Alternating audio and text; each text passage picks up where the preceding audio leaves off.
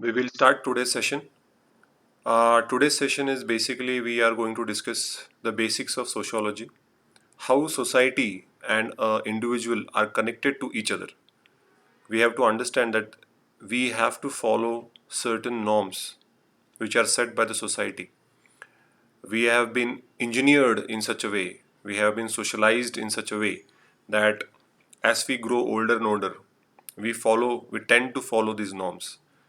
Whatever society teaches us, that's the way we try to behave so that we get acceptance from rest of the people. हमें समाज में acceptance मिले, हमें समाज में respect मिले, लोग हमारी कदर करें, उसलिए हम जो समाज हमें सिखाता है, समाज बोले तो जब हम छोटे होते हैं तो हमारे पेरेंट्स, फिर हम स्कूल जाते हैं तो हमारे टीचर्स, जैसे हम बड़े होते हैं तो हमारे दोस्त, हमारे रिलेटिव्स, हमारे फ्रेंड्स, हमारे जो भी हमारे टच में आता है, जब हम जॉब करते हैं तो जॉब करते समय भी हमारे कलीग्स, हमारे पियर्स, इन लोगों से हम हमेशा सीखते रहते हैं, हम आखिर तक सीखते रहते हैं और उस तरीके से हम इवॉल्व होते हैं.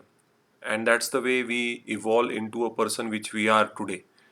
जैसे जैसे हमारा एज बढ़ता है तो वैसे वैसे हमारे एक्सपीरियंसेस बढ़ते हैं, सोसाइटी के बारे में हमें और ज़्यादा मालूम होता है कि कैसा बिहेव करना चाहिए, कैसा हमारा बर्ताव कैसा होना चाहिए, हमारी ड्रेसिंग, हमारे खाने खाने का जो हम खाना खाते हैं, या हम जिस टेम्पल में जाते हैं या जिस मस्जिद जाते हैं या कोई चर्च जाते हैं, वो सब कुछ जो डिफाइन किया जाता है वो समाज ही हमारे अंदर डालता है. जब हम बच्चे होते हैं हमें कुछ पता नहीं होता है, वी डोंट नो कैसे कपड़े पहनने हैं, हम कौन से रिलीजन को बिलोंग करते हैं, कौन से कास्ट को बिलोंग करते हैं, क्या हम जो पढ़ाई करते हैं, हमारा social, educational, economic background, political background, ये सारी चीज़ें हमारे बिहेवियर को इम्पैक्ट करती है. और सोशोलॉजी जो सब्जेक्ट है वो बेसिकली ये सोशल बिहेवियर को स्टडी करती है कि कोई भी पर्टिकुलर इंसान कैसे बिहेव कर रहा है इन सोसाइटी. तो ये social groups, social associations, institutions, ये सारी चीज़ों को हमें सोशोलॉजी में पढ़ना है. तो बेसिक्स स्टार्ट करने से पहले थोड़े बहुत हम डिस्कशन करेंगे कि सोसाइटी और एक इंडिविजुअल, ये दोनों एक दूसरे को कैसे इंटरकनेक्टेड है. ये बहुत इंपॉर्टेंट है समझने के लिए.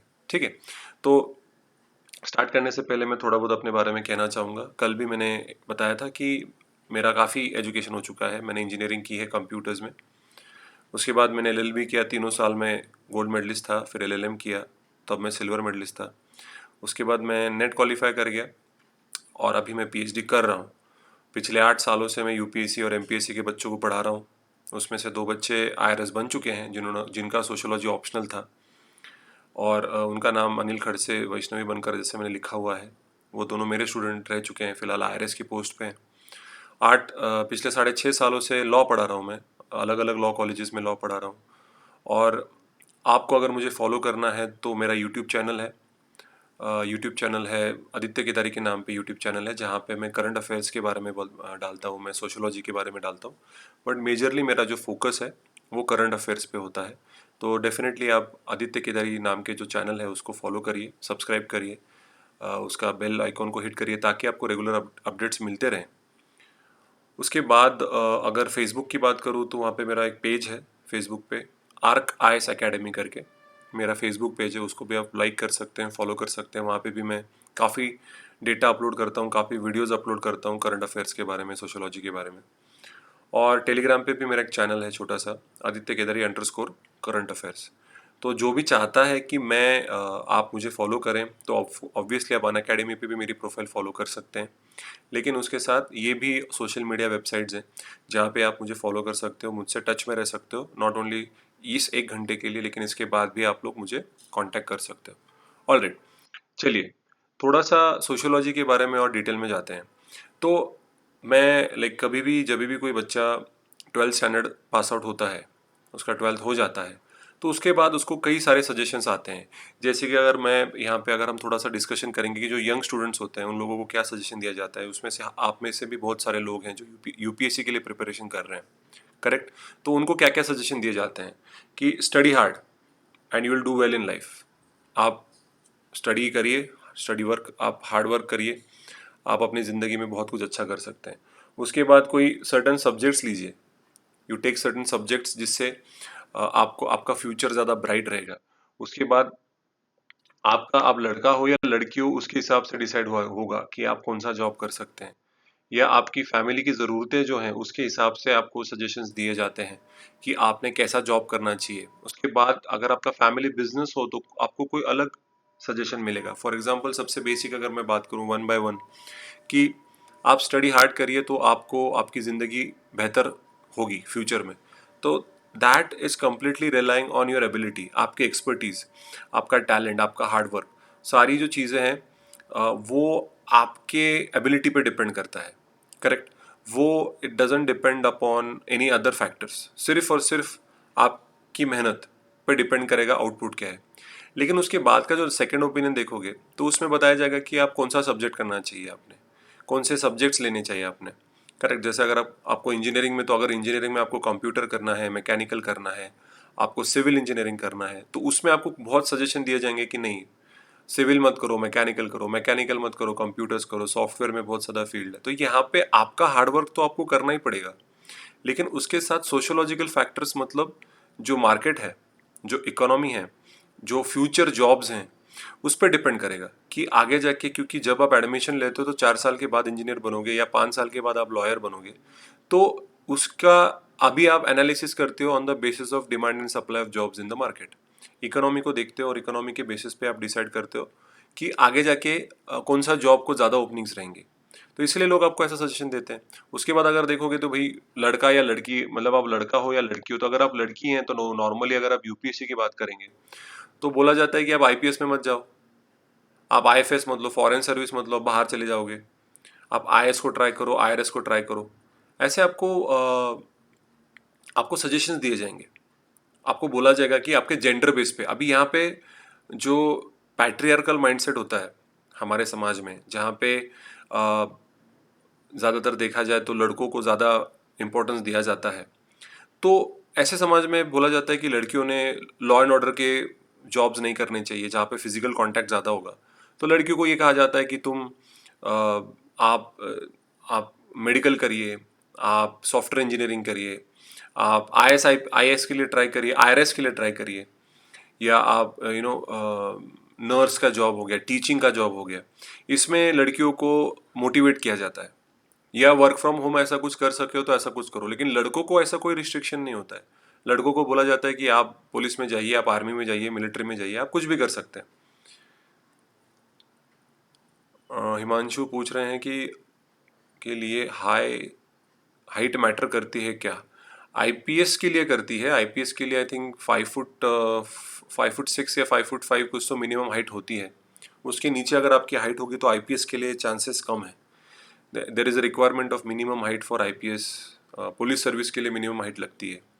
उसके नीचे अगर आपकी हाइट होगी तो फिर आईपीएस पोस्ट आपको नहीं मिलेगी, ऐसा मैंने like what I have read. IPS के लिए तो कम से कम आपको 5 फुट 6 या 5 फुट 5 ऐसा कुछ तो हाइट चाहिए, उसके नीचे हाइट को नहीं होता है। ठीक है। उसके बाद अगर आप देखोगे तो फैमिली नीड्स, कि भाई आपकी घर को ज़रूरत है कि आपको जल्द से जल्द एक जॉब मिल जाए, आपको जल्द से जल्द एक जॉब मिल जाए। तो अगर आप मिडिल क्लास को बिलोंग करते हो, या आप आपके फादर रिटायर्ड हो चुके हैं, तो आपको पैसे की सख्त ज़रूरत है। आपको घर पे आप ही एक ऐसे हो जो आपको इतना पढ़ा लिखा के आपको अभी इतना ये कर दिया है। तो कई बार आप जब बच्चे यूपीएससी कर रहे होते हैं तो घर का प्रेशर बढ़ जाता है कि 2-3 अटेम्प्ट में फेलियर आने के बाद फिर फैमिली मेम्बर्स बोलते हैं छोड़ दो, कोई जॉब पकड़ लो, जॉब के साथ तुम भले यूपीएससी की पढ़ाई कर लो। तो ये, और फाइनली जो होता है वो दैट इज फैमिली बिजनेस। अगर किसी का फैमिली बिजनेस, तो पढ़ क्यों रहे हो भाई? पढ़ने की कोई ज़रूरत ही नहीं है। क्यों यूपीएससी कर रहे हो, क्यों इंजीनियरिंग कर रहे हो? बीए बीकॉम कर लो, डिग्री ले लो, और आराम से तुम अपने फैमिली बिजनेस संभाल सकते हो। तो ऐसा भी ओपिनियन आता है। तो आप देखोगे कि कोई बच्चा पढ़ाई कैसे करेगा, उसका फ्यूचर कैसा रहेगा, उसके प्रेजेंट सोशल कंडीशंस, उसकी इकोनॉमिक कंडीशंस, और उसका एजुकेशनल बैकग्राउंड, उसके पेरेंट्स का एजुकेशनल बैकग्राउंड, ये सारी चीज़ें मैटर करती, तब जाके वो बच्चा या उसकी फैमिली एक डिसीजन लेती है कि हमारा बच्चा क्या कर सकता है फ्यूचर में, तब जाके उसका फ्यूचर ब्राइट हो। क्योंकि हर कोई चाहता है कि उसके बच्चे का फ्यूचर ब्राइट हो। जिस हिसाब से उसको जॉब लगने की प्रोबेबिलिटी, या जितना इन्वेस्टमेंट कर रहे हैं एजुकेशन में, उस इन्वेस्टमेंट का कुछ ना कुछ तो उनको फ़ायदा हो आगे जाके फ्यूचर में। ऑलराइट। सो ये चीज़ों को ध्यान में रखते हुए हम डिसीजन लेते हैं कि जो बच्चा है वो कौन सी डिग्री करे। ठीक है। सो यहाँ पे आपको समझ में आ रहा है कि पहला अगर कंडीशन देखो, study hard, that completely relies on your ability. लेकिन उसके अलावा बहुत सारी चीज़ें इन्वॉल्व होती है जो आपके हाथ में नहीं होते। जो sociological factors influencing your life are not in your control. आप आपके आपकी फैमिली की सिचुएशन, आपके पेरेंट्स का इकोनॉमिक स्टेचर, पॉलिटिकल स्टेचर, उनका एजुकेशनल बैकग्राउंड और आपका ब्रिंग, ये सारी जो चीज़ें होती हैं वो आपके हाथ में नहीं होती हैं। आपके हाथ में सिर्फ मेहनत होती है, आपके हाथ में आपका टैलेंट होता है। कई बार ये भी होता है कि आपके फ्रेंड्स सब इंजीनियरिंग कर रहे हैं तो आप भी इंजीनियरिंग कर लेते हो। सब फ्रेंड्स कोई एमबीबीएस कर रहा है तो आप सब एमबीबीएस करने लग जाते हो कि मेरा दोस्त जा रहा है इसके लिए चलो मैं भी कर लेता हूँ। तो ऐसे इवन यूपीएससी ऑप्शनल जब डिसाइड करना होता है तो कई बार मेरे दोस्त ने सोशियोलॉजी ले लिया तो मैं भी सोशियोलॉजी ले लूँगा, मेरे दोस्त ने हिस्ट्री ले लिया तो मैं भी हिस्ट्री ले लूँगा।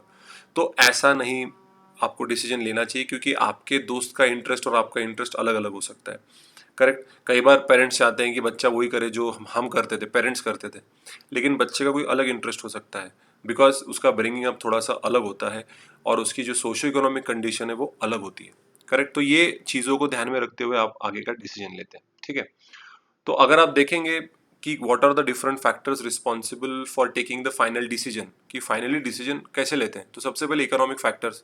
अगर आपको कोई बच्चे को आप बोलते हो कि हाँ बेटा तुम अमेरिका जाके पढ़ाई करो, उसमें 1 करोड़ खर्चा आएगा और आपके पास पैसा ही नहीं है 1 करोड़। उसमें फिलहाल वो इरफान खान की जो आखिरी लास्ट मूवी जो आई थी हिंदी मीडियम, तो या अंग्रेजी मीडियम जो मूवी आई थी उनकी, तो उसके अंदर उसके पास 1 करोड़ नहीं होता है तो वो कितने मेहनत करता है, अपना बिजनेस बेच देता है, क्या क्या नहीं करता है, तब जाके कि भाई उसको भाई ही is able to teach his daughter, उसकी डॉटर को पढ़ा सके। अरे बाप रे, लाइट चली गई। ठीक है, मैं दिख रहा हूँ। All right. सो ऐसे सिचुएशंस में आपको ध्यान रखना बहुत इंपॉर्टेंट है कि इकोनॉमिक कंडीशन बहुत मैटर करती है। उसके बाद कास्ट भी बहुत मैटर करती है, क्योंकि कई बार जो मार्जिनलाइज सेक्शंस होते हैं, वनरेबल सेक्शंस होते हैं, उसको उनको उतना एक्सेसिबिलिटी नहीं मिलता है, वो एजुकेशन नहीं ले पाते हैं, वो किसी गवर्नमेंट स्कूल में या किसी लोकल स्कूल में वो पढ़ते हैं। तो ऑब्वियसली ऐसे सिचुएशंस में it becomes very difficult for that particular student और for that particular family to send that person to a very well educated school. बहुत अच्छे स्कूल में भेजने के लिए उसको तकलीफ हो जाती है। आप अर्बन एरिया को बिलोंग करते हो या रूरल एरिया को बिलोंग करते हो, वो भी डिसाइड करता है आप कैसे डिसीजन लोगे, क्योंकि नॉर्मली अर्बन एरिया में रहोगे तो आपका एक्सपेक्टेशन लेवल ज़्यादा होता है। रूरल एरिया में आप जब रहते हो तो आपको इतना एक्सपोजर नहीं होता है, आपको पता नहीं होता है कि कौन से स्ट्रीम्स हैं। लोगों को जब भी पूछते तो हाँ इंजीनियरिंग, एमबीबीएस या लॉ, नहीं तो चलो अपना आर्ट्स कर लेते हैं, इन लोगों को इतना ही मालूम होता है। लेकिन आजकल देख सकते हैं हॉस्पिटैलिटी इंडस्ट्री हो गई, टूरिज्म इंडस्ट्री हो गई, कलनरी आर्ट्स हो गया, बैंकिंग सिस्टम हो गई, आपका फाइनेंस सिस्टम हो गया, फाइनेंशियल सिस्टम के इतने सारे जॉब्स हो गए। तो there are a lot of factors which are responsible for making a decision. आपका एज, अगर 32 क्रॉस हो जाते हो ओपन कैटेगरी तो वो यूपीएससी का आप अटेम्प्ट ही नहीं दे सकते, बात खत्म। You can not give the attempt for UPSC. Simple. As he also बार होता है बहुत सारे एम्प्लॉयमेंट के लिए।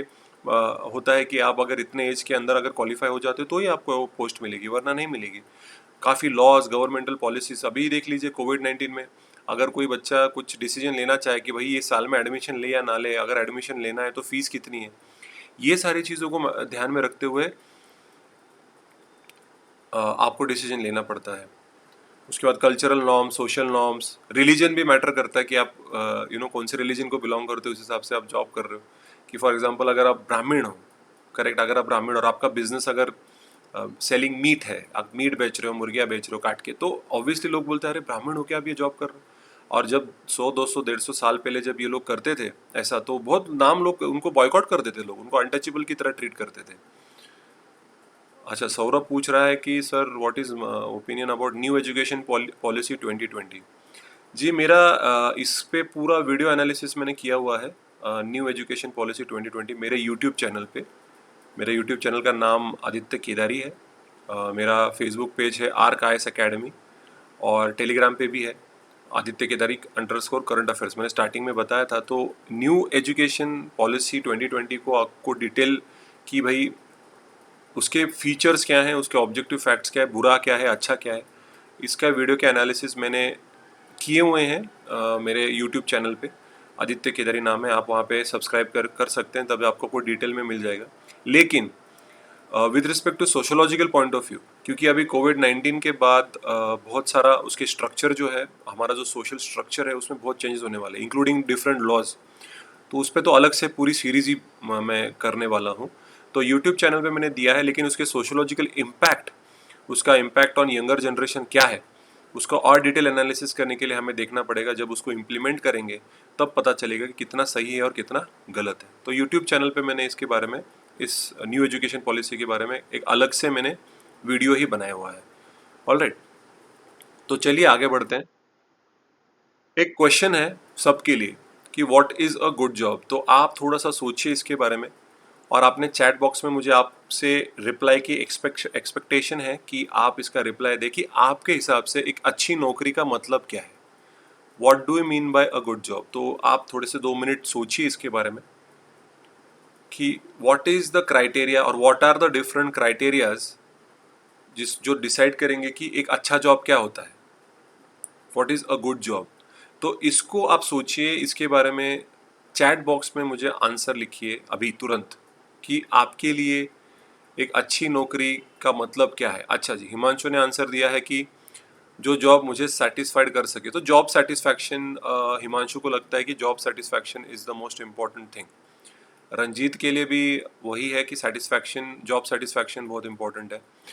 तो चलिए, आप यूपीएससी की अगर प्रिपरेशन कर रहे हो तो आप बहुत ही सही डायरेक्शन में जा रहे हो, क्योंकि अगर आप कल जाके गवर्नमेंट ऑफिसर बनोगे तो आपको बहुत सारी अपॉर्चुनिटीज़ मिलेंगी, जब जाके आप लोगों की सेवा कर पाओगे। और लोगों की मदद करना ये सबसे सबसे अच्छा एक सेटिस्फैक्शन होता है कि हम किसी की हेल्प कर सकते हैं। तो वो तो सबसे ज़्यादा जॉब सेटिस्फैक्शन देता है। उसके अलावा आपको क्या क्या लगता है कि एक अच्छा जॉब क्या होता है। व्हाट आर द डिफरेंट, आपको और क्या क्या लगता है, what are the different criterias, parameters for other people, कि उनको और क्या लगता है।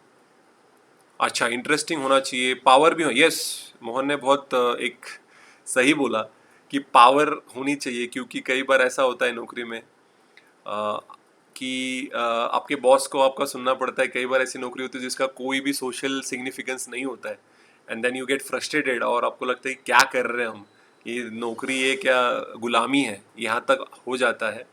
और आप फ्रस्ट्रेट हो जाते हैं और आप फाइनली बहुत रिग्रेट्स रह जाते हैं लाइफ में कि ये क्या कर रहे हैं हम। तो इंटरेस्टिंग होना चाहिए जॉब, डेफिनेटली। सेटिस्फैक्शन तो सभी का कहना यही है। और उसके बाद पावर, मोहन का मुझे ये फ्रैंक आंसर अच्छा लगा कि पावर भी होनी चाहिए, तब जाके आप अपने हिसाब से काम कर सकते हो। आरजू ने बताया है कि टू सर्व द नेशन। आरजू, आपका आंसर अच्छा है कि देश के लिए कुछ करना है। तो लेकिन अगर आपको ये बहुत ही फ्रैंक ओपिनियन दूँ, बुरा मत मानिएगा, लेकिन अगर आप ऐसा कल इंटरव्यू में बोलेंगे कि आप आईएएस आईपीएस के लिए क्यों प्रिपरेशन कर रहे हो, तो अगर आपने मुझे बोला कि मुझे देश की सेवा करनी है, तो वो लोग आपको सीरियसली नहीं लेंगे। दे विल से कि आप आपको देश देश की सेवा करनी है तो स्वच्छ भारत अभियान को ज्वाइन करके रास्ते में झाड़ू लगाना चालू कर दीजिए, उससे देश का बहुत भला होगा। या अगर अभी सोनू सूद साहब ने जैसे कोविड-19 में लोगों को, सारे माइग्रेंट्स को अपने घर भेजा, किसी भी आम इंसान को वो पॉसिबल नहीं, क्योंकि इसमें बहुत सारा पैसा इन्वॉल्व है, बहुत सारी टीम लगती है। जैसे कपिल शर्मा का शो अगर आपने देखा होगा तो तब समझ में आया कि वो अकेला नहीं था, उसकी पूरी टीम थी जो जो उसने वो सब कुछ किया। करेक्ट, अच्छा काम किया, लेकिन उसके लिए पैसे लगते हैं, कॉन्टैक्ट्स लगते हैं। तो अगर मैं देश की सेवा करना चाहता हूँ तो आप कोविड-19 में लोगों को अगर खाना भी दे रहे हो फ्री में, वो भी देश सेवा ही हो गई। अगर आप रास्ते में झाड़ू मार रहे हो, साफ सफाई कर रहे हो, अपनी इलेक्ट्रिसिटी बचा रहे हो, तो भी। रंजीत बोल रहा है एनजीओ ज्वाइन कर लो। एनजीओ, हाँ जी, एनजीओ भी एक अच्छा ऑप्शन होता है कि आप वहाँ पे ज्वाइन करके लोगों की सेवा कर सकते हो। तो बहुत सारे पैरामीटर्स हैं। और आपको क्या क्या लगता है कि what can be the different parameters for a very good job. और मुझे और आंसर्स चाहिए। मोहन, आरजू, वेरी गुड आंसर्स। रंजीत, आपने एनजीओ बोला। फ्यूचर सिक्योरिंग, किरण धिल्लोन, बिल्कुल सही किरण, क्योंकि आपने को जॉब सिक्योरिटी भी चाहिए। इसलिए बहुत सारे लोग वो सोचते हैं कि गवर्नमेंट जॉब में चले जाओ, जॉब सिक्योरिटी मिल जाती है, और जॉब जाने के chances is equal to nil हो जाते हैं, unless you are found in a very corruption cases और मैलिफाइड इंटेंशंस या इंसॉल्वेंट बिहेवियर। ऐसा अगर बैंक्रप्सी अगर ऐसा होगा तो फिर ही तभी आपको आपकी नौकरी जाएगी, अदरवाइज गवर्नमेंट जॉब जाना बहुत मुश्किल है। तो यस, आपका फ्यूचर सिक्योर करने के लिए भी आपको एक अच्छा जॉब चाहिए होता है। व्हाट एल्स, किसी को और कुछ ऐड करना है इसके अंदर कि भाई जॉब, एक अच्छा जॉब क्या हो सकता है, what can be a good job. किसी को कुछ कमेंट करना है, किसी को कुछ बोलना है। और leadership, best position, doing something himself. तो ठीक है, एक ऐसा जॉब हो जहाँ पे आप मोहन, आपका आंसर कई बार पावर से लिंक हो रहा है कि लीडर को, ऑब्वियसली जो लीडर होता है उसके हाथ में पावर होते हैं। Yes, respect, power and money. हाँ जी खुशबू, अभी आप पॉइंट पे आ गई कि भाई पैसा भी होना चाहिए, मनी होना चाहिए। दैट्स वेरी इंपॉर्टेंट कि यू नीड मनी। करेक्ट। तो बिल्कुल सही कहा खुशबू ने कि पैसा भी होना चाहिए, एक अच्छी पोजीशन होनी चाहिए, एक रिस्पेक्ट होनी चाहिए, तब जाके मज़ा आता है लाइफ में कि भैया कुछ वर्थ वाइल कर रहे हैं। इसलिए यहाँ पे जितने सारे बच्चे आए हैं पढ़ाई करने के लिए जो सोशोलॉजी करना चाहते हैं, तब जाके समझ में आता है कि इन लोगों को कहीं ना कहीं इन कॉम्बिनेशन चाहिए सारे चीज़ों का। तो अगर मैं बात करूँ कि कई बार ऐसा होता है कि is money the only criteria, कि सिर्फ पैसा ही ऐसी चीज है कि जो डिसाइड करता है कि जॉब, क्योंकि कई से बहुत सारे ऐसे हैं लोग कि उनको ज़्यादा पैकेज मिल गया तो वहाँ चले जाते हैं कि ये कंपनी मुझे पर ईयर अगर मुझे 50,000 रुपये दे रही है तो मुझे अभी वो 60,000 दे रहे हैं। रंजीत ने कहा स्टेटस इन सोसाइटी, डेफिनेटली अगर आप IAS IPS बन जाओगे तो डेफिनेटली आपको बहुत बहुत ज़्यादा स्टेटस मिलेगा, बहुत बड़ा स्टेटस हो जाएगा आपका। अगर किसी बड़े इंस्टीट्यूट में जॉब कर रहे हो, वहाँ पे आप CEO हो, चीफ एग्जीक्यूटिव ऑफिसर हो, तो अगेन आपको अच्छा स्टेटस मिलेगा। तो money is one of the criterias, it's not the only criteria. But लेकिन अगर आप ऐसे फैमिली को बिलोंग करते हो जिसको पैसे की सख्त ज़रूरत है, lower middle class poor family background, आपको जो भी जॉब मिलता है पकड़ लेते हो। आप ज़्यादा सैलरी के बारे में बात भी नहीं कर पाते हो क्योंकि आपके पास बार्गेनिंग पावर नहीं होती है। लेकिन अगर आप एक अच्छे फैमिली बैकग्राउंड को बिलोंग करते हो और अगर आपको कोई बोलता है कि हाँ मैं आपको सिर्फ 20,000 पर मंथ दूंगा, तो आप बोलोगे भाड़ में जाओ, मुझे कोई ज़रूरत नहीं है, I will go for something which is having more perks. मुझे मुझे इतनी कम सैलरी में मैं काम नहीं कर सकता। करेक्ट।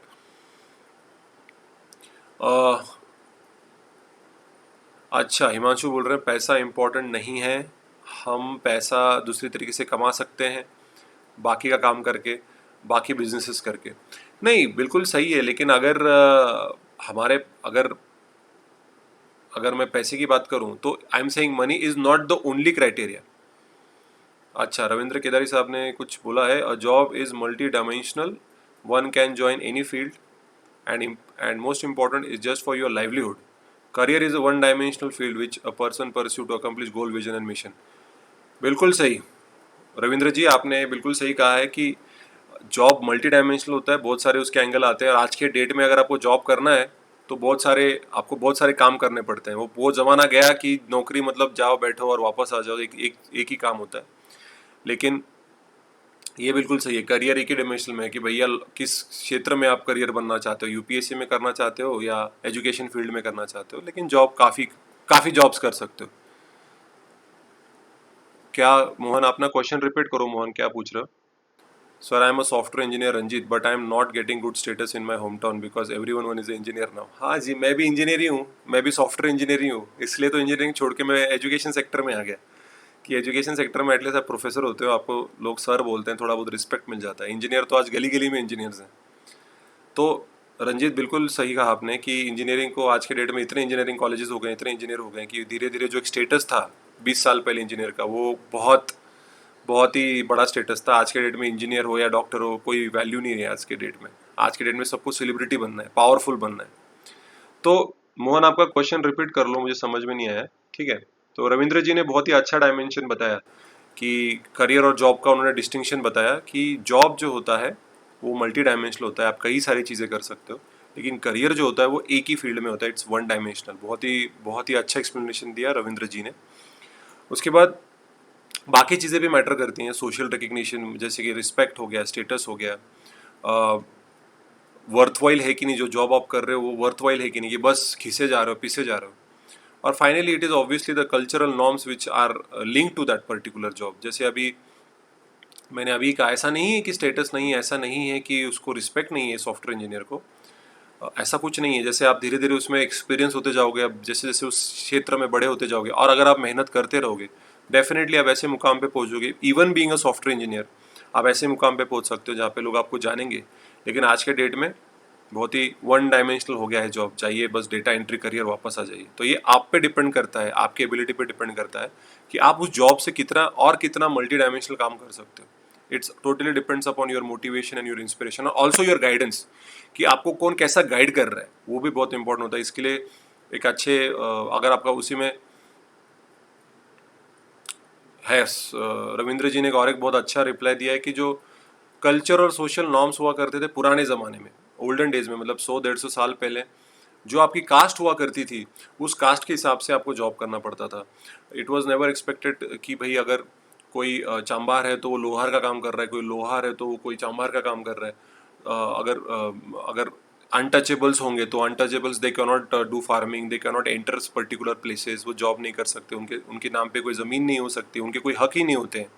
तो not only jobs but also in general जो सोशल लाइफ होती है, तो रविंद्र जी ने बहुत अच्छी तरीके से एक्सप्लेन किया कि ये जो सोशल नॉर्म्स जो पुराने ज़माने में 100-150 साल पुरानी बातें, जब सती, चाइल्ड मैरिजेस, विडो को रीमैरिज नहीं अलाउ करने, बहुत ही कॉमन चीज़ें थी जिसके लिए हमारे सोशल रिफॉर्मर जैसे महात्मा ज्योतिबा फुले हो गए या बाबा साहेब अम्बेडकर हो गए, या धोंडो केशव कर्वे हो गए, इन लोगों ने बहुत मेहनत की है। राजा राम मोहन रॉय हो गए, इन्होंने इतनी मेहनत की है कि सोशल क्या बोलते हैं, एक तरीके से रिफॉर्म्स लाने के लिए बहुत सारे हेल्प की थी। और कुछ कहा है रविंद्र जी ने कि Indian culture was based on hierarchical inequality, correct. Today the cultural values and social norms are challenged on scientific basis due to scientific temperament and scientific inquiry. Exactly, पुराने ज़माने में हमारे जो सोशल नॉर्म्स हुआ करते थे, समाज के जो सामाजिक नियम हुआ करते थे, वो इनइक्वालिटीज़ पे बेस हुआ करते थे, जैसे कि caste system is one of the inequalities in society. लेकिन आज के डेट में जो हमारे सोशल नॉर्म्स होते हैं, they are based on scientific temperament, scientific basis, scientific knowledge. Alright, बिल्कुल सही कहा। अभी मोहन जी का एक क्वेश्चन था कि interview questions, why to be interested to join civil service and what you help in society, what you opinion when you selected a civil service ask. अच्छा, मोहन ये पूछ रहा है कि इंटरव्यू में अगर आपको क्वेश्चन पूछा जाए कि आपको सिविल सर्विस ज्वाइन क्यों करनी, तो आप बोल दीजिए it's a very good career, काफ़ी अपॉर्चुनिटीज़ है, मल्टी डायमेंशनल जॉब है। सिंपल। अगर देश की सेवा करना चाहते हो ऐसा आंसर दोगे तो निकाल देंगे, वो हंसेंगे आप पे, आप सिलेक्ट नहीं होंगे। देश की सेवा करने के लिए आईएएस आईपीएस बनने की कोई ज़रूरत नहीं है। कोई एनजीओ ज्वाइन कर लो, या जैसे मैंने कहा हाथ में झाड़ू लेके अपनी सोसाइटी साफ कर लो, बहुत बहुत लोग आपको मानेंगे कि अरे अपनी सोसाइटी साफ कर रहे हैं। लोग तो बाहर से कचरा फेंक देते हैं खिड़की के नीचे। अगर आप झाड़ू लेके भी अपनी सोसाइटी साफ कर लोगे तो लोग आपको रिकग्नाइज करेंगे, अरे यार ये कितना अच्छा लड़का है, कितना अच्छा आदमी है। तो ये आंसर नहीं कि मैं देश की सेवा करना चाहता हूँ। बहुत अच्छा करियर है, फ्यूचर अच्छा है, वो लॉट ऑफ पर्सपेक्टिव्स आगे जाके मैं और एक्सप्लोर कर सकता हूँ, मेरी पर्सनल ग्रोथ है, जॉब सेटिस्फैक्शन है। आप ऐसा आंसर दीजिए, देश की सेवा करना चाहते हो, ये आउटडेटेड आंसर है। ठीक है। तो जैसे गोइंग बैक टू रविंद्र जी, जिन्होंने कहा कि पुराने ज़माने के जो नॉर्म्स हुआ करते थे, they were completely based on inequality which was based in our society, hierarchical inequality, जैसे कि कास्ट सिस्टम, जैसे मैंने आपको बताया। करेक्ट। और अभी के जो हमारे वैल्यूज़ हैं, हमारे जो अभी का जो नॉर्म्स हैं, they are completely based on scientific knowledge, scientific basis. इसके वजह से अभी बहुत सारा उसके बारे में सोचा जा रहा है कि अभी चेंजेस कैसे हों। रिजर्वेशन पॉलिसी अगर है तो उसमें भी हम थोड़ा बहुत चेंजेस धीरे धीरे हम कर रहे हैं। करेक्ट। तो हाँ जी, रविंद्र जी नहीं, मोहन साहब, अगर आप चैट बॉक्स में देखेंगे तो रविंद्र जी का आंसर देख लीजिए। उन्होंने कहा है कि my answer is to I want status. Yes, अगर आप IAS IPS हो तो स्टेटस स्टेटस ज्वाइन करेंगे तो स्टेटस मिलेगा, and obviously as being an officer आप रूल ऑफ लॉ को अप्लाई करके सोसाइटी की हेल्प करना चाहेंगे कि जो रूल्स हैं, लॉज जो है हमारे, उनको सही तरीके से, सही ढंग से यूज़ करके आप समाज की सेवा करना चाहोगे। तो it's a very well balanced answer कि एक तरफ आप अपना पर्सनली बोल रहे हो कि मेरा स्टेटस, और दूसरी तरफ आप सोसाइटी की हेल्प की बात कर रहे हो, तो आपका दोनों personal goal as well as societal goals दोनों मैच हो रहे हैं।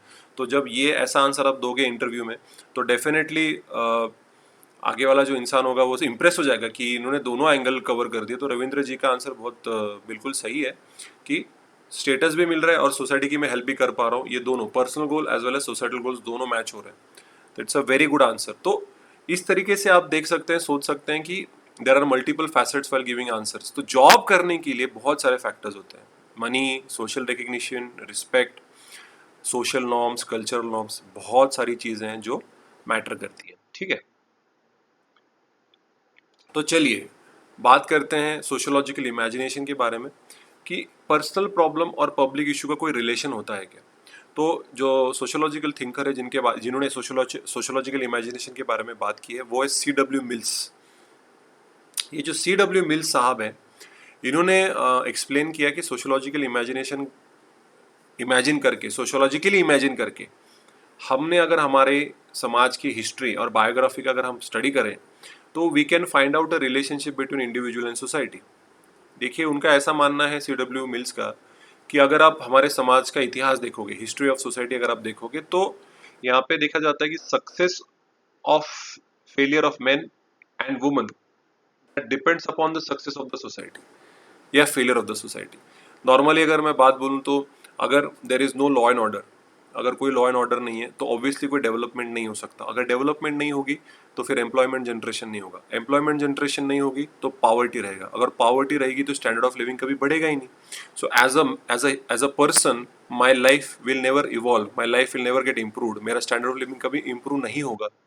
सो ऐसे सिचुएशंस में आपको ये समझना बहुत इंपॉर्टेंट है कि सोसाइटी और ह्यूमन बीइंग की लाइफ इंटरकनेक्टेड होती है।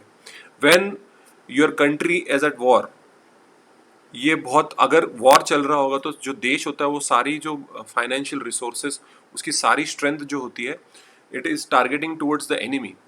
और उसके वजह से जो लोकल लोग हैं, हम जैसे नॉर्मल लोग जो बिल्कुल वॉर में जिनका कोई लेना देता नहीं, तो उनका जॉब चले जाते हैं, कंपनीज बंद हो जाती हैं, हम रास्ते पे आ जाते हैं। अभी कोविड-19 की सिचुएशन देख लीजिए, लॉकडाउन हो गया है, लॉकडाउन की वजह से सारे शॉप्स बंद हैं, बिजनेसेस बंद हैं, और उसके वजह से they are not able to actually find their livelihood. कितने सारे माइग्रेंट्स वर्कर तो वापस अपने घर जाते जाते रास्ते में मर गए, they have died, people are committing suicides because they are not able to pay the rent, they are not able to pay, और उनके businesses just start हुए जो फरवरी मार्च में, वो डूब चुके हैं, उनके पास कोई बैकिंग नहीं थी, उन्होंने बैंक से लोन लिया, वो रिफंड रीपे नहीं कर पा रहे, people are committing suicides because of कोविड-19। तो समाज में जो स्थिति होती है, चाहे वो वॉर लाइक सिचुएशन हो, चाहे वो फाइनेंशियल नेशनल इमरजेंसी हो, और चाहे वो कोविड-19 इमरजेंसी क्यों ना हो, पैंडेमिक क्यों ना हो, तो आपके लाइफ का जो सक्सेस रेशियो है वो सोसाइटी पे डिपेंड करता है कि सोसाइटी का क्या स्टेटस है, वो मैटर करता है। ऑलराइट, उसके बाद ये पढ़ाई करने के लिए आप सोशियोलॉजी के लिए आपको इमेजिन करना पड़ेगा कि 1920s में स्पेनिश फ्लू आया था, 1947 में इंडिया का इंडिपेंडेंस के बाद अगर 200 साल जब हम ब्रिटिश रूल में थे, और अभी अभी उसके बाद जो हमने 70-80 साल इंडिपेंडेंस के, तो देखिए इंडिया कितना डेवलप हो गया, इंफ्रास्ट्रक्चर डेवलपमेंट कितना हो गया, स्टैंडर्ड ऑफ लिविंग कितनी अच्छी हो गई है। तो ये जो सिचुएशन है, ये समझना बहुत इंपॉर्टेंट है कि समाज और इंसान ये दोनों इंटरकनेक्टेड होते हैं। जिस तरीके से इंसान समाज पे इम्पैक्ट करता है, उसी तरीके से उससे कई ज़्यादा समाज इंसान पे इम्पैक्ट करता है। They are always interlinked to each other. So you have to understand in that context कि sociological imagination is different than normal imagination. हम कुछ अलग ही इमेजिनेशन करते हैं, पर्सनल इमेजिनेशन का कोई लेना देना नहीं। सोशियोलॉजिकल कि हमको समाज के बारे में सोचना है, we have to think about the society as a whole for the last 200, 300, 400 years back, कि जब मोनार्की थी, या जब डिक्टेटरशिप थी, या जब डेमोक्रेसी थी, तो समाज में क्या चेंजेस हुए, लोगों की लाइफ कैसी थी। तो एक बहुत अच्छा एग्जाम्पल है यहाँ पे मैंने बताया है, इंदिरा आवास योजना। ठीक है, 1999-2000 में ये इंदिरा आवास योजना लॉन्च की गई थी गवर्नमेंट ने, जहाँ पे मिनिस्ट्री ऑफ रूरल डेवलपमेंट और जो housing and urban development corporation हुडको, इन दोनों ने मिलके ये इंदिरा आवास योजना को लॉन्च किया, जिसके वजह से लॉन्च करने के बाद कि जो गरीब लोग थे उनको फ्री ऑफ कॉस्ट उनको घर मिले। तो आप समझ सकते हो कि पर्सनल प्रॉब्लम क्या है कि लोगों के पास रहने के लिए घर नहीं है, छत नहीं है लोगों के पास, और पब्लिक इशू क्या है कि पॉवर्टी, अनएम्प्लॉयमेंट। ठीक है, तो आपका प्रॉब्लम, पर्सनल प्रॉब्लम कैसे सॉल्व किया गया कि भैया गवर्नमेंट ने आपको फ्री ऑफ कॉस्ट घर वो कंस्ट्रक्ट करके देना है। ठीक है, लेकिन ये लॉन्ग टर्म सोल्यूशन नहीं है। आप लोगों को फ्री में घर बांध के दोगे तो उनकी कभी डेवलपमेंट नहीं होगी, भले ही उनको छत मिल जाएगा, लेकिन you are not empowering them. आप उनको एम्पावर नहीं कर रहे हैं, आप उनको सिर्फ प्रोटेक्ट कर रहे हैं, उनको आप घर दे रहे हो, लेकिन उस घर को चलाने के लिए जो पैसा चाहिए, जो टैलेंट चाहिए, जो एक्सपर्टीज चाहिए, वो भी तो दीजिए। इसके लिए आज के डेट में आप देखोगे तो एजुकेशन पे, वोकेशनल ट्रेनिंग पे ज़्यादा एम्फोसिस किया जा रहा है, स्टार्टअप्स पे। स्टार्टअप इंडिया के बारे में भी आजकल बहुत बात की जा रही है। तो यहाँ पे आपको ये समझना बहुत ज़रूरी है कि Indira Awas Yojana is just a temporary solution, और उसमें भी अगर आप बात करेंगे तो उसमें भी करप्शन है, फेवरेटिज्म है, जान पहचान के लोगों को फेक नाम से या फेक चीज़ों, फेक डॉक्यूमेंट से आप उनको उनके नाम पे फ्लैट या घर दे रहे हैं, और गरीब लोगों को कई बार नहीं मिलता है वो घर। तो ये चीज़ें ध्यान में रखते हुए हमें फाइनल सोल्यूशन इन अगर देना है आपको, अगर अल्टीमेटली एक ओवरऑल सोल्यूशन देना है, तो लोगों को एम्पावर करना, लोगों को एजुकेट करना, ताकि वो अपने आप इतने काबिल बने ताकि वो अपना पेट भर सके, खुद का घर खरीद सके। उसलिए उसको infrastructure development, employment generation, educational accessibility ये बढ़ाना बहुत ज़्यादा ज़रूरी है, रादर देन उनको बस घर बना के दे दो, उससे कुछ नहीं होगा। उससे उनका सिर्फ टेम्पररी बेसिस पे, या उनको सिर्फ उनका जो बोलते हैं कि एक तरीके से फॉर द टाइम बिंग उनको एक सोल्यूशन मिलेगा, लेकिन लॉन्ग रन में बिल्कुल नहीं होगा। Exactly, how to maintain his or family, Mohan ने बहुत ही सही क्वेश्चन पूछा। तो ये समझना बहुत इंपॉर्टेंट है कि फैमिली को सरवाइव करने के लिए सिर्फ घर नहीं चाहिए होता है, 2 वक्त की रोटी भी चाहिए होती है, रोटी, कपड़ा और मकान। तो ये तीनों चीज़ें कमाने के लिए जो हार्डवर्क करना पड़ता है, जो टैलेंट करना पड़ता है, और जो अपॉर्चुनिटीज़ मिलनी चाहिए, वो अपॉर्चुनिटीज़ क्रिएट करना गवर्नमेंट का काम है। और हमारा भी काम है कि जब भी ऐसी अपॉर्चुनिटी आए तो we are ready to grab that opportunity. ये भी उतना इंपॉर्टेंट है। तो यस, इंदिरा आवास योजना डेफिनेटली एक अच्छी योजना है, अच्छा प्रोजेक्ट है, अच्छी पॉलिसी है, लेकिन वो फाइनल सोल्यूशन नहीं है। फाइनल सोल्यूशन आपको लोगों को एम्पावर करना ही है through various means, like various policies. जैसे अभी NREGA, Mahatma Gandhi national rural employment guarantee act, 100 दिन उनसे काम करवा के उनको पैसे दो। सो यहाँ पे आप एम्प्लॉयमेंट जनरेशन भी कर रहे हो, पॉवर्टी एलिवेशन भी कर रहे हो, और इंफ्रास्ट्रक्चर डेवलपमेंट भी कर रहे हो। तो ये बहुत ही अच्छा प्रोजेक्ट है। बाय द वे, इसकी जो सेंट्रल आइडिया थी एम्प्लॉयमेंट गारंटी स्कीम, ये महाराष्ट्र में स्टार्ट हुआ था सबसे पहले। और महाराष्ट्र में जब ये बहुत सक्सेसफुली इंप्लीमेंट हुआ, तब जाके सेंट्रल गवर्नमेंट ने national rural employment guarantee act बनाया, हम महाराष्ट्रियन स्कीम से इंस्पायर होके, और तब जाके उसका एक्ट बना, और उसके बाद उसको रीनेम करके महात्मा गांधी के साहब के नाम के ऊपर से उनको उसको रीनेम कर दिया गया। और नाम का छोड़ो, लोगों को नौकरियां मिल रही है, लोगों को जॉब्स मिल रही है, वो ज़्यादा इंपॉर्टेंट है। तो that is about how you have to interconnect personal problem with public issue. ये दोनों को इंटरकनेक्ट करना बहुत ज़्यादा ज़रूरी है। तभी जब आप सोशोलॉजी की पढ़ाई करते हैं, इसलिए मैं बता रहा हूँ, whenever you study sociology, you are in a much better position to answer anything in UPSC, including interviews. Interview तो सबसे, आपको सबसे ज़्यादा बेनिफिट सोशोलॉजी का इंटरव्यू में होता है, क्योंकि आपकी जो आंसर गिविंग एबिलिटी इतनी ब्रॉड हो जाती है, इतनी एक्सपर्ट हो जाती है, कि तब जाके आप आराम से उसको टैकल कर सकते हो। किसी भी ट्रिकी क्वेश्चन को भी आप बहुत सरलता से टैकल कर सकते हो। ठीक है।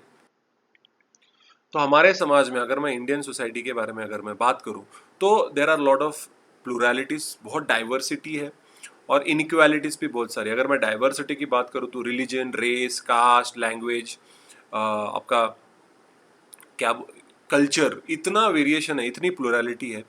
That is the reason why there is a concept call as relevant society. Okay, अभी रविंद्र जी ने एक बहुत बड़ा बढ़िया कमेंट किया है, failure of financial planning is the cause maintenance of your family. देखिए, अब सही कहा उन्होंने कि अगर फाइनेंशियल प्लानिंग नहीं करेंगे ढंग से, तो आपके फैमिली को सर्वाइवल करने को मुश्किल हो जाएगा। One must know difference between desire and need. बिल्कुल सही कि भाई आपको आपकी नीड क्या है भाई, 2 वक्त की रोटी, आपकी डिजायर क्या है कि मुझे BMW जैगुआर चाहिए। तो समझ में आना चाहिए कि भैया सर्वाइव, आज के डेट में सर्वाइवल ही बहुत इंपॉर्टेंट हो गया है। Anyone shell try his or her best to have at least 1 year financial backup. बिल्कुल सही। कम से कम आपका अगर आज जॉब चले जाता है, देखिए कोविड-19 में बहुत लोगों के जॉब चले जाते हैं, तो एटलीस्ट 1 साल तक आप बिना नौकरी कर सके इतना फाइनेंशियल बैकअप होना चाहिए to meet any future exigency. Exactly, 1 साल का तो बैकअप होना ही चाहिए। One should also know difference between essential and non essential consumerism. बिल्कुल, ये बहुत it should be avoided at any cost. तो रविंद्र जी आज बहुत ही बढ़िया इन्वॉल्व हो रहे हैं, और उन्होंने बहुत ही बढ़िया कमेंट्स किए हैं कि डिज़ायर और नीड में फ़र्क क्या है, वो मालूम होना बहुत ज़रूरी है। कि देखिए, मुझे I need a T shirt, लेकिन वो टी शर्ट गुची का ही होना चाहिए, कोई ज़रूरी नहीं। मेरे पास यहाँ भाई चप्पल होनी चाहिए, नहीं, लेकिन मुझे मेरे पास रिबॉक का इशू होना चाहिए। देखिए, वो डिज़ायर है, नीड नहीं है। नीड क्या है भैया, आप 2 वक्त की रोटी खा सकते हो, 2 शर्ट है, एक पैंट है, और एक साइकिल भी हो जाएगी तो भी चलेगा, क्योंकि इंसान ट्रैवल कर सकता है, और लोग ऐसा जीते हैं। लेकिन आज के डेट में डिज़ायर और नीड में लोगों को फ़र्क नहीं पता चलता है। करेक्ट। बेसिक नीड ये है कि आप दो, एटलीस्ट आपको खाना का, रहने का जो है वो आपका फुलफिल हो रहा है। और ये बहुत अच्छा उन्होंने बताया कि 1 साल का कम से कम फाइनेंशियल बैकअप होना चाहिए, उतनी सेविंग्स होनी चाहिए, ताकि आप 1 साल तक बिना नौकरी के, बिना सोर्स ऑफ इनकम के सर्वाइव कर सको। क्योंकि तब तक कुछ ना कुछ तो आपका ऑब्वियसली कोई ना कोई सोल्यूशन मिल ही जाता है। और कंज्यूमरिज्म के बारे में बहुत ही अच्छा उन्होंने बताया कि आज के ग्लोबलाइज्ड कैपिटलिस्ट वर्ल्ड में फालतू चीज़ें खरीदने में हम बहुत आगे होते हैं। We are more into purchasing unnecessary things. Shirt है और शर्ट्स चाहिए, शूज़ हैं और शूज़ चाहिए, चश्मे हैं तो 4-5 चश्मे हैं मेरे पास। या कपड़े तो इतने सारे कपड़े हैं कि भाई कौन सा कपड़ा कहाँ रख दिया, कौन सा शर्ट कहाँ रख दिया, पैंट कहाँ रख दी, इतनी पैंट्स है कि जो कभी एक बार पहन के बाद हमने उसके बाद देखा ही नहीं। तो वॉचेस, मोबाइल्स, अननेसेसरी चीज़ें हम खरीदते जा रहे हैं, कुछ ऑफर आता है दिवाली में 50% ऑफ, 20% ऑफ, हम खरीद लेते हैं। कोई भी ज़रूरत नहीं है। Sometimes having fun is fine, but for that, to enjoy that thing also, you should be financially stable first. Become financially strong and then only explore different aspects. तो ये बहुत ही बढ़िया रविंद्र जी साहब ने बहुत ही बढ़िया एक्सप्लेन किया लाइफ के बारे में, एक जनरल कि जॉब क्या होता है लाइफ में, डिज़ायर्स नीड्स का डिफरेंशिएट करना, और कंज्यूमरिज्म के बारे में भी बहुत अच्छा उन्होंने बताया। Be aware of the throw away economy, बिल्कुल सही, रविंद्र जी साहब ने बहुत सही कहा। रजनी ने कहा है कि जो फाइनेंशियल स्टेबल लोग होते हैं वही डिज़ायर फुलफिल करने के बारे में सोच सकते हैं। जिनको 2 वक्त की रोटी नहीं, उनकी नींद फुलफिल हो जाए तो भी वह बहुत है। बिल्कुल सही, जो फाइनेंशियली बहुत वेल ऑफ होते हैं वही डिज़ायर्स के बारे में सोचते हैं। उनको ही लगता है कि चलिए साइकिल अब बाइक हो जाए, चलो बाइक अभी कार हो जाए, कार है तो और बड़ी कार हो जाए, अब फ्लैट है तो बंगला हो जाए। तो रजनी ने भी बहुत सही बताया। लेकिन अगर जितना सिंपल लिविंग रहेगी, जैसे रविंद्र जी के कमेंट से लग रहा है काफ़ी सिंपल इंसान है, तो उनसे समझ में आ रहा है कि काफ़ी सिंपलिस्टिक लाइफस्टाइल जीने वाला इंसान है। तो आ, ये समझना बहुत इंपॉर्टेंट है कि डिज़ायर नीड में फ़र्क करो तो even if you are financially stable still you can be simple in your life. ये बहुत अच्छा इन्होंने बताया। सॉरी, कहाँ था मैं? हाँ जी, वो रिलेवेंट सोसाइटी क्या होती है? रिलेवेंट सोसाइटी का मतलब ये है कि आप आ, अगर आप फॉरेन में हैं तो आपकी जो रिलेवेंट सोसाइटी होगी वो हो गया इंडियन सोसाइटी। अगर आप इंडिया में हैं तो आपकी जो रिलेवेंट सोसाइटी वो आपकी कम्युनिटी होगी। करेक्ट? कम्युनिटी मतलब अगर हिंदू कम्युनिटी है, मुस्लिम कम्युनिटी है, क्रिश्चियन कम्युनिटी है, और चलिए आप कंसिडर करते हैं मुस्लिम हिंदू कम्युनिटी। अब अगर आप सारे हिंदू हैं तो फिर आप आपके कास्ट के बारे में सोचोगे। फिर कास्ट में अगर उसमें भी अगर ओबीसी रहोगे तो उस ओबीसी में भी सोचोगे अच्छा इस ओबीसी में भी मेरा ये कास्ट है। तो आपकी कम्युनिटी छोटे छोटी छोटी छोटी छोटी होती जा रही है। तो रिलेवेंट, और आपका जो बिहेवियरल नेचर है, आपका जो बर्ताव करने का नेचर होता है वो डिपेंड करता है कि आप कौन सी सोसाइटी में रहते हो। आप जब फॉरेन में चले जाते हो सडनली, मैंने ऐसे लोगों को देखा है कि उनकी एक्सेंट चेंज हो जाती है। They have this different accent. American accent में बात करना चालू कर देते हैं, ब्रिटिश एक्सेंट में बात करना चालू कर देते हैं, अपनी एक्सेंट छोड़ देते हैं ताकि वो उनकी तरह लगे, ताकि वो लोग उनको एक्सेप्ट कर सके, इसलिए लोग ये करते हैं। उसी जगह पे वो इंडिया में आ जाएंगे तो वो हिंदी, मराठी या गुजराती, जो भी जिस स्टेट को बिलोंग करते हैं, वो उसके हिसाब से बिहेव करना चालू कर देते हैं। रविंद्र जी ने और एक कहा है कि those interested in needs shall refer to Abraham Maslow's needs hierarchy. अच्छा, इन्होंने एक अच्छा सजेशन दिया है। Foundation of needs analysis and not a single human being is able to escape from Maslow's needs pyramid. तो ये मैस्लोज, अब्राहम मैस्लो का needs hierarchy आप पढ़ सकते हैं, आपको गूगल पे मिल जाएगा। अगर आप उसको पढ़ेंगे तो आपको डेफिनेटली पता चल जाएगा कि नीड और डिज़ायर का फ़र्क क्या है। और उनकी जो हायरार्की जो उन्होंने बताई है वो इतनी करेक्ट है कि आज तक कोई भी इंसान इससे बच नहीं सका है। It is applicable to each and every individual in society. तो ये अब्राहम मैस्लोज नीड्स हायरार्की जब भी आपको वक्त हो आप ज़रूर पढ़िएगा। यूपीएससी की प्रिपरेशन में आपको ऑब्वियसली ये हेल्पफुल रहेगा ही रहेगा। ठीक है, तो समाज में कौन सा एंगल को आप कितना इंपॉर्टेंस देंगे वो मैटर करता है। जैसे सत्यजीत रे जो है एक इंडियन फिल्म मेकर है, वो जब मूवी बनाता है तो वो सोचता है कि मैं, हमारा समाज इतना डाइवर्स है, इसमें से एग्जैक्टली हमें क्या दिखाना है। अगर वो किसी ट्राइबल को दिखाना चाहता है, किसी दलित को दिखाना चाहता है, तो वो ऐसा इमेजिन करेगा कि ठीक है एक दलित है, उसके फटे पिटे कपड़े हैं या बहुत ही पुराने कपड़े हैं, चाय की चुस्कियां लिया किसी टपरी के बाहर बैठा है। उसकी जगह के करण जौहर कोई पिक्चर बनाएगा तो वो बताएगा कि पूरा ग्लैमरस लाइफस्टाइल है, कोई गरीब इंसान भी होता है वो भी करिश्मा पे या कोई रेसर बाइक पे आता है, और जो अमीर होता है वो जैगवा में आता है। तो करण जौहर के लिए गरीब आदमी मतलब वो होता है कि जो एक रेसर बाइक पे आने वाला होता है, लेकिन सत्यजीत रे के लिए गरीब आदमी मतलब जो लोग, जिनके कपड़े भी, जिनके पास ढंग के कपड़े भी नहीं होते पहनने के लिए। तो हर एक का देखने का परसेप्शन, नजरिया अलग होता है, उसके लिए इमेजिनेशन पावर बहुत ज्यादा होती है, लगती है। अमर्त्य सेन साहब ने भी एक अच्छा कोट किया था 2005 में। उन्होंने कहा था कि इंडिया में इनइक्वालिटीज का, उन्होंने एक स्टेटमेंट दिया था कि कोई गरीब है तो कोई अमीर है, कोई एजुकेटेड है तो कोई इलिटरेट है, कोई क्या पॉलिटिकली पावरफुल है तो पॉलिटिकली कोई पावरफुल बहुत वीक है। उन्होंने कहा है कोई लिटरेट है कोई इलिटरेट है। तो अमर्त्य सेन ने कहा कि ये जो इनइक्वालिटीज़ है हमारे देश में, इन इनइक्वालिटीज़ को ट्रीट करना ज़रूरी है, इन इनइक्वालिटीज़ को हटाना बहुत ज़्यादा ज़रूरी है। ये एक्सप्लेन किया अमर्त्य सेन साहब ने अपनी थियरी में कि इनइक्वालिटीज़ तो इंडिया में है पहले से, लेकिन जो इकोनॉमिक इनइक्वालिटीज़ है उनको हटाना ज़रूरी है और सोशल इनइक्वालिटीज़ को भी हटाना ज़रूरी है। करेक्ट? तो ये अमर्त्य सेन ने बताया। तो समाज में किस तरीके के सोशल इनक्वालिटीज होंगी भाई। सोशली अगर बात करें तो कास्ट, रिलीजन, उनकी ट्रीटमेंट अलग होती है। इकोनॉमिक इनक्वालिटी मतलब कोई इकोनॉमिकली वेल ऑफ है, रिच है, कोई पुअर है। और पॉलिटिकली मतलब कोई पॉलिटिकली पावरफुल है, कोई पॉलिटिकली पावरलेस है। तो इनइक्वालिटी समाज में हर तरीके की होती है। यस, इकोनॉमिक इनइक्वालिटी सबसे ज़्यादा है। रोहन, बिल्कुल सही कहा तुमने कि इतनी इनइक्वालिटी ज़्यादा है कि अमीर अमीर होता जा रहा है और गरीब गरीब होता जा रहा है। तो इसको सोल्यूशन करने के लिए we have progressive taxation structure, we have policies where now वो बोल रहे हैं कि रेंट कम करिए या स्कूल फीस कम करिए। अभी धीरे धीरे उसके ऊपर लॉज नए बनेंगे, क्योंकि कोविड-19 के बाद जो सोशल स्ट्रक्चर चेंज होने वाला है पूरी तरीके से, वो चेंज होगा और उसकी वजह से कई चेंजेस होंगे हमारे सोसाइटी में अगले 2-3 साल में, क्योंकि कोविड-19 का इम्पैक्ट जल्दी जाने वाला है नहीं। सोशल भी बहुत ज़्यादा है रजनी, बिकॉज ऑब्वियसली हमारे समाज में सोशल इनइक्वालिटी से ही कई बार इकोनॉमिक इनइक्वालिटीज कनेक्टेड होते हैं। हमारे समाज में ज़्यादातर अगर वनरेबल सेक्शंस देखोगे, SC ST woman, they are also economically backward. इसलिए कॉन्स्टिट्यूशन में, इंडियन कॉन्स्टिट्यूशन में लिखा जाता है कि social and economic backward classes, social और इकोनॉमिक दो, कई बार ऐसा होता है कि ये दोनों इंटरकनेक्टेड होते हैं। तो इसी की पढ़ाई हमें सोशियोलॉजी में करनी है। We have to study the same thing कि is social and economic inequalities both interconnected to each other. कई बार होते हैं और कई बार नहीं होते। Sometimes some person is socially well off but economically backward, sometimes some person is economically well off but socially backward.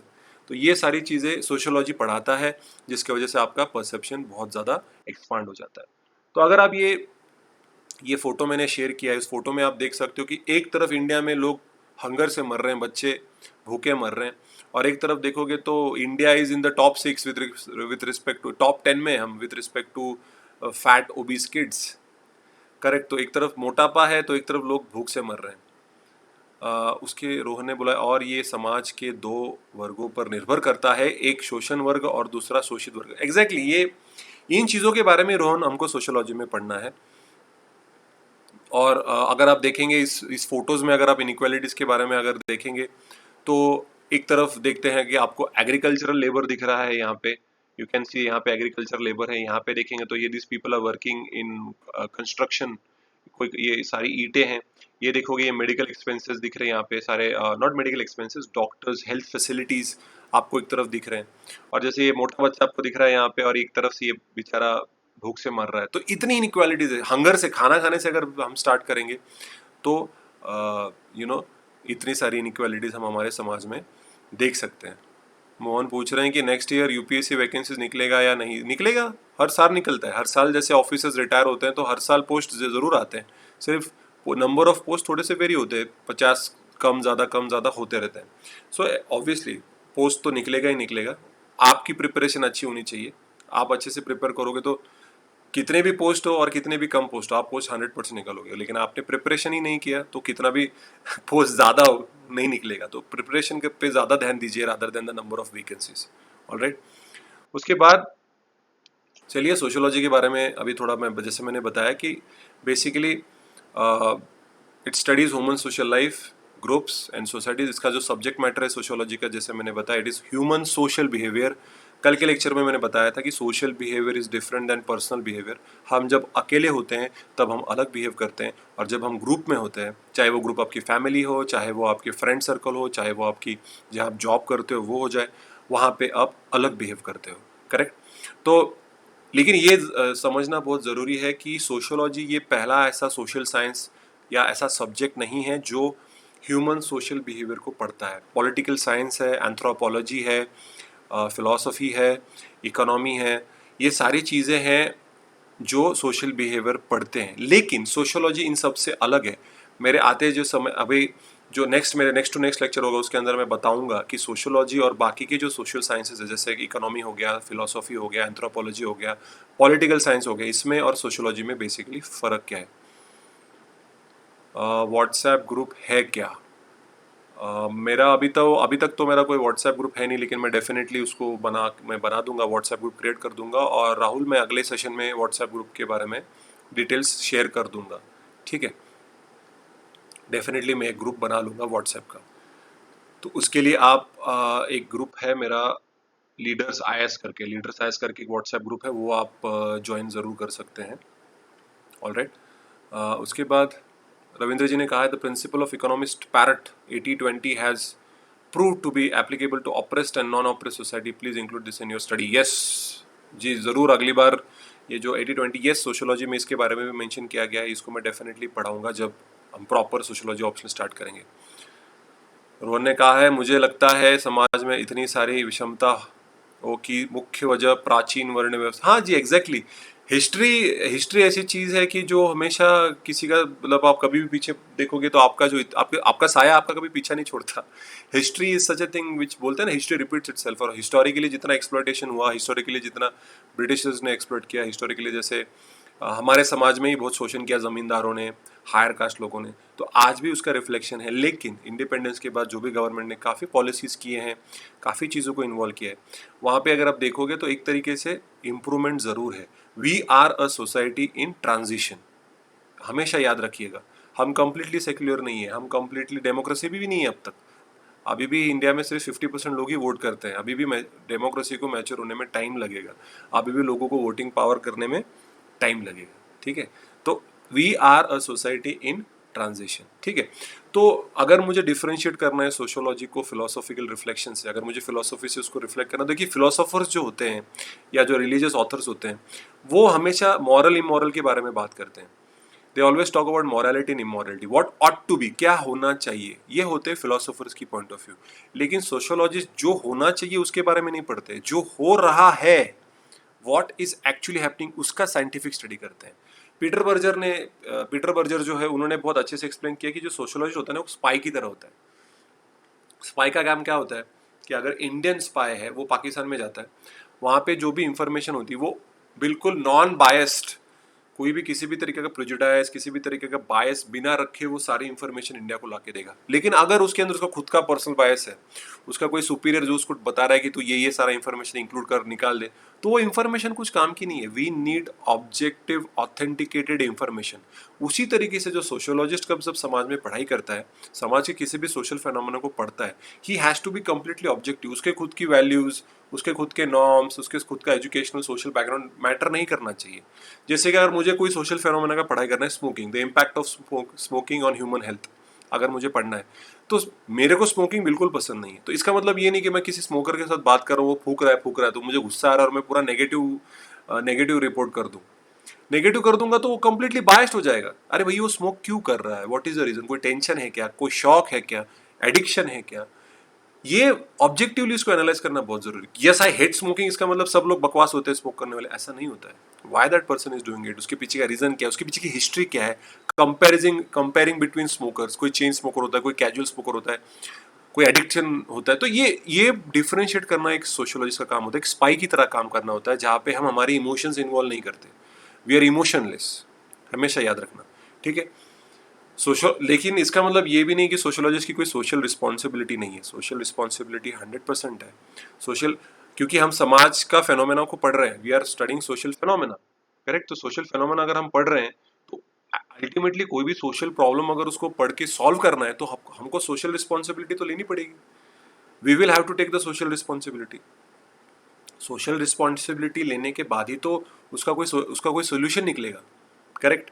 कि जैसे मुझे एम्प्लॉयमेंट जनरेशन क्रिएट करना है तो मैंने Mahatma Gandhi national rural employment guarantee act के बारे में सोचा। उसके अंदर भी मैंने प्रोविजंस डाली कि हर एक फैमिली का एक बंदा, एजुकेटेड अनएजुकेटेड कुछ भी हो, वो नौकरी कर सकता है, but in rural areas, not in urban area. Urban area के लिए अलग से पॉलिसी बनाई गई। तो ये सोशल रिस्पॉन्सिबिलिटी ध्यान में रखना बहुत जरूरी है। And finally that is why sociology is a science, लेकिन it's a social science, it is not a pure science. Mathematics में कैसा होता है, 2+2 4 होता है। सोशियोलॉजी में 2+2 = 40 भी हो सकता है, 50 भी हो सकता है, 0 भी हो सकता है। हमेशा याद रखना। मैं बहुत ही सिंपल एग्जांपल हमेशा देता रहता हूँ कि 2011 में ही इंडिया की जो 11 के प्लेयर थे वही तभी क्यों वर्ल्ड कप जीती। हर साल हम क्यों नहीं जीतते वर्ल्ड कप? क्योंकि लीडरशिप मैटर करता है, टीम प्लेयर्स मैटर करते हैं, टैलेंट मैटर करता है। वो टीम के अंदर क्या कितने एक प्लेयर्स एक दूसरे को कितने यूनाइटेड है, कितने कोऑपरेट करते हैं, कितने एक दूसरे की रिस्पेक्ट करते हैं, ये जो चीज़ें हैं ना जिसको कोई कैलकुलेट नहीं कर सकता, वो सोशियोलॉजी करता है।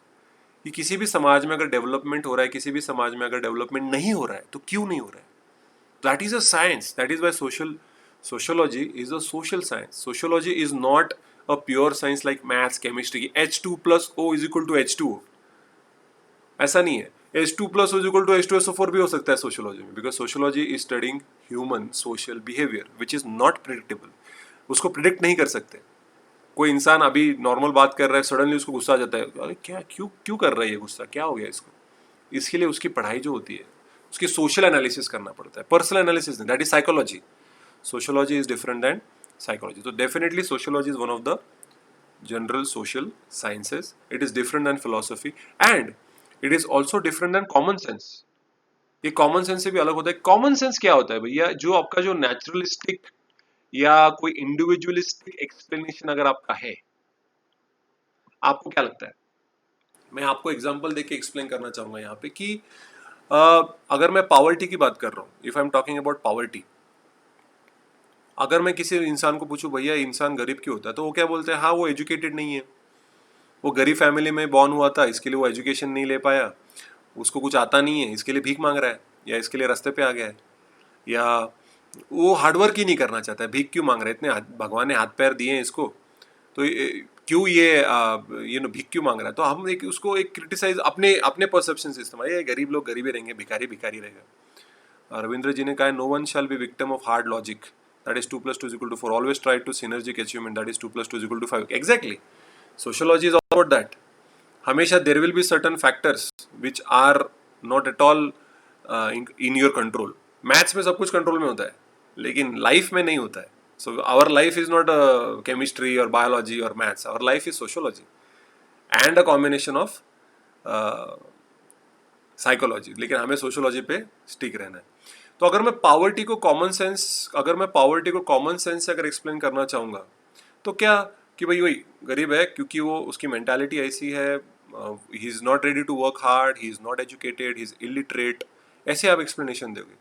लेकिन अगर मैं बताऊं कि सोशियोलॉजिकल एंगल अगर मैं एक्सप्लेन करना चाहूँगा, तो बोलूँगा कि जो समाज में इनइक्वालिटीज़ है, समाज में जब वो बच्चा एजुकेशन क्यों नहीं ले पा रहा है, क्योंकि उसके वो कल्चरल लैग है, क्योंकि वो एजुकेशन की फीस नहीं भर पा रहा है, फ्री एजुकेशन होने के बाद बावजूद वो स्कूल इतनी दूर है कि वो जा नहीं पा रहा है, इसके वजह से वो पुअर है।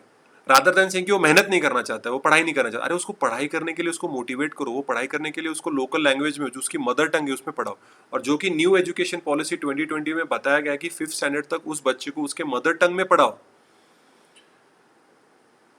आजकल तो गरीब लोग तो छोड़ो, अच्छे एजुकेटेड लोग, जैसे रजनी ने कहा, लैकिंग अपॉर्चुनिटीज भी एक बहुत बड़ा रीजन है कि अपॉर्चुनिटीज ही नहीं है बाहर। अच्छे अच्छे पढ़े लिखे लोग कम सैलरी में काम कर रहे हैं, अंडर एम्प्लॉयमेंट है। कई बार सोशल, जैसे मैंने बोला, अनसस्पेक्टेड कनेक्शंस होते हैं। जो कारगिल वॉर हुआ था, कारगिल के वॉर के बाद गवर्नमेंट ने ये सोचा कि हम जो सोल्जर्स जो शहीद हुए हैं, तो उनके विडोज को हम पैसा देंगे, क्योंकि हमारा समाज एक पैट्रियार्कल समाज है, यहाँ पे पुरुषों को ज़्यादा इंपॉर्टेंस दिया जाता है। तो गवर्नमेंट को ऐसा लगा कि अगर हम पैसा, उनकी जो विधवाएं हैं उनको अगर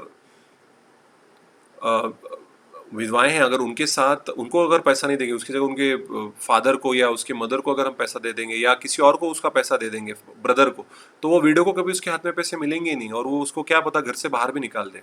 इसके लिए उनको सोचा कि वुमन एम्पावरमेंट से वीडियो नज़र नहीं आ रहा है। आई थिंक टाइमिंग भी काफ़ी ख़त्म हो गई है, आई थिंक टाइमिंग का एक इशू है। तो ठीक है, ये सोशोलॉजी और कॉमन सेंस थोड़ा बहुत मैं बता देता हूँ कि कॉमन सेंस और सोशोलॉजी अलग है।